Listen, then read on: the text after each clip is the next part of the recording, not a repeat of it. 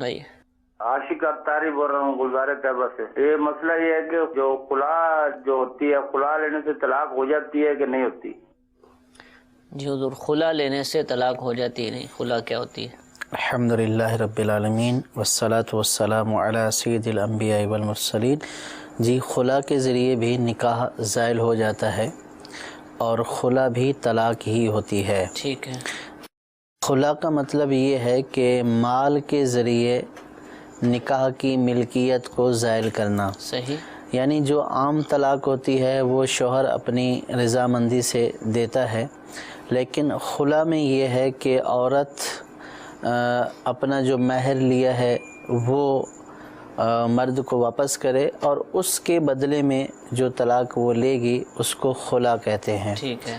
اللہ تبارک و تعالیٰ نے یہ بندوں پر کرم فرمایا ہے کہ جس طرح زوجین کا رشتہ قائم ہوتا ہے، تو اب اگر کسی وجہ سے زوجین کے درمیان رشتہ قائم نہیں ہو پاتا اور دونوں میں سے کوئی ایک چاہتا ہے کہ جدائی حاصل کر لیں، ٹھیک ہے، اور بعض اوقات یہ ہوتا ہے کہ مرد نہیں چاہ رہا، عورت چاہ رہی ہے، تو پھر عورت مرد سے یہ مطالبہ کرتی ہے کہ مجھے آپ طلاق دے دیں اور اس کے عوض میں مجھ سے آپ جو مہر دیا ہے وہ آپ مجھ سے واپس لے لیں۔ ٹھیک ہے۔ تو اس مال کے عوض میں جو طلاق دی جاتی ہے اس کو خلا کہتے ہیں۔ ٹھیک ہے۔ اور خلا یہ طلاق بائن ہے، یعنی کہ جب جو ہی اس نے خلا کے الفاظ کے ذریعے طلاق دی ہے، یہ بولا کہ میں نے خلا دیا ہے، تو اسی وقت نکاح ختم ہو جائے گا۔ صحیح۔ یعنی ایک طلاق پڑ جائے گی اور یہ طلاق بائن ہوگی۔ ٹھیک ہے۔ تو یہ بھی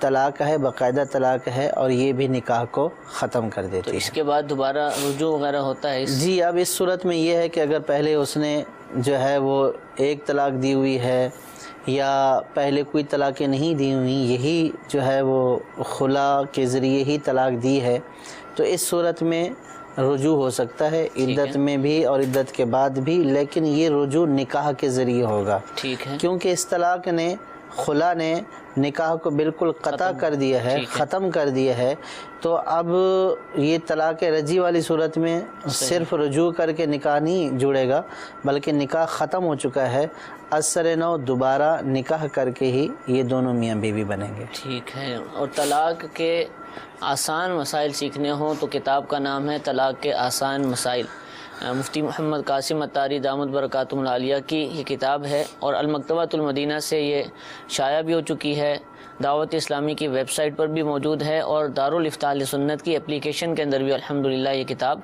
دستیاب ہے۔ اس کو آپ پڑھیے، بہار شریعت کا مطالعہ کیجیے، انشاءاللہ اس طرح کے مسائل سیکھنے کا موقع ملے۔